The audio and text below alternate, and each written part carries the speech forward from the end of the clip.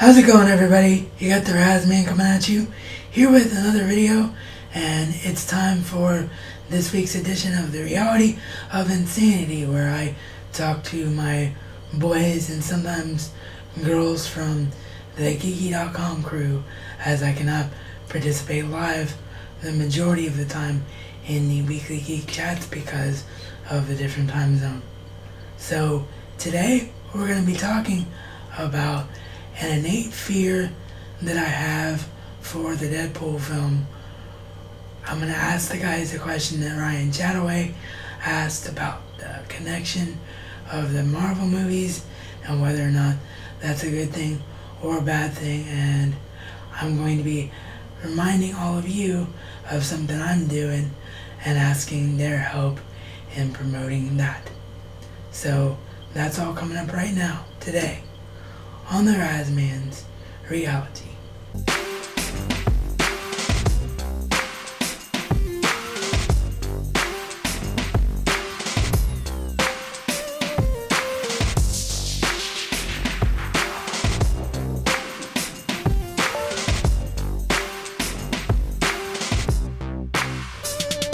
Alright guys, so I woke up this morning with just this, well actually it was last night before I went to sleep actually, so I fell asleep with this worry, but I just have this stinking, in the pit of my gut, fear about the Deadpool movie.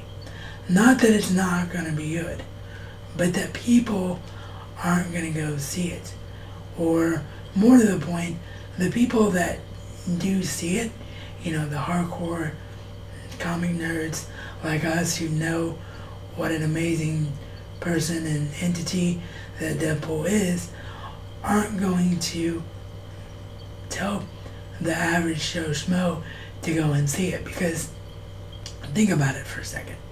This film is taking a big risk. It's a niche comic book character that the majority of the public wouldn't know about unless you're a hardcore comic book reader.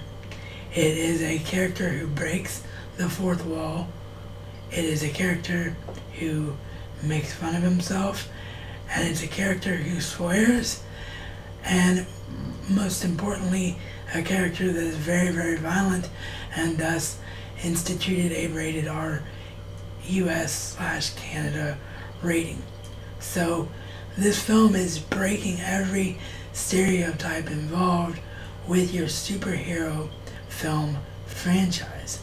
So I'm really, really worried that if it bombs, every superhero film that we ever see ever again is going to be just a terrible, terrible snooze fest. It's going to be cookie cutter. It's going to be the most simple story. It's not going to be accurate to the comics at all. So basically my fear is that Deadpool is going to make or break the future of comic movies.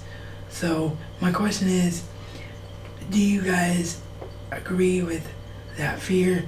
Do you have that fear as well? And if you do, what do we do as nerds, so to speak, or as geeks, the geek chic, to prevent that from happening? My second question is something that Ryan brought up in his answering his Q&A questions this past week, which was how every Marvel movie is connected. You know, you pretty much have to watch all of them to understand the next one. Now, the majority of us in the geeky.com website crew are hardcore comic readers. So we have no issue knowing who most every superhero is, and knowing backstories, and knowing continuity, and knowing why things interweave and all of that. But some people are not comic readers. Ryan got into it very late in life and is just now getting into it. So he pointed out that he would like the ability to, say for example, see Avengers Age of Ultron without having to see Ant-Man, which by the way I just reviewed if you missed it. But anyway, he wanted to know why that's the case, and he thinks the studio should not do that. So my question is the universe good the way it is, with every film being connected? Because in my opinion, this is my opinion, right from Iron Man forward, since Marvel has done their own films, that is what has made this universe so good and what has made it work.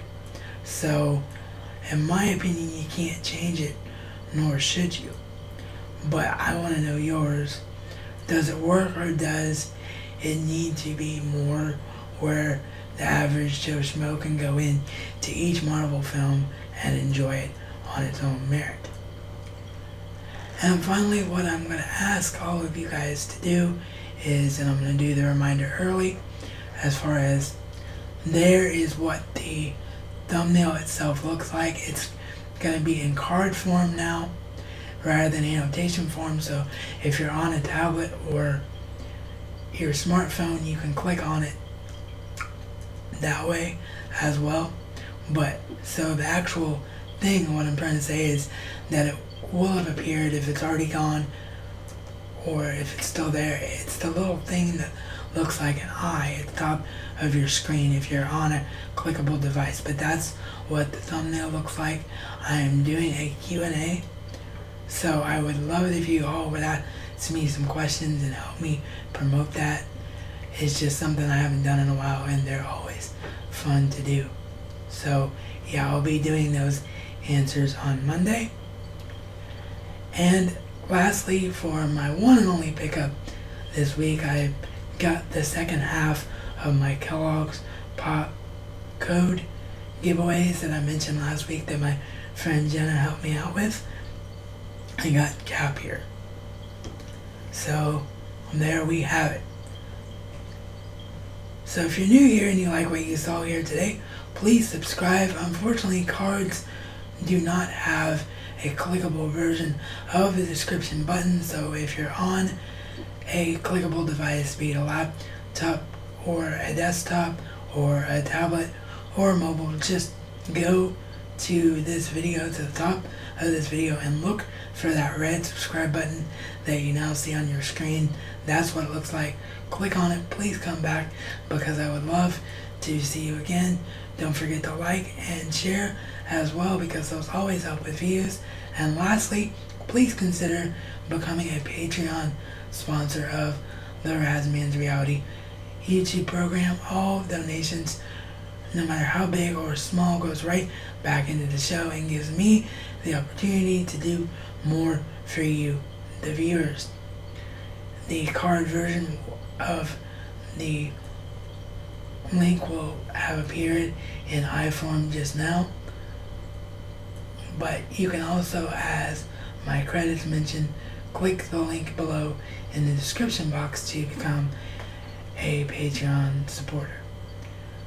As always, this is reality according to the Razman and Razman style. It's not just a catchphrase, but a way of life.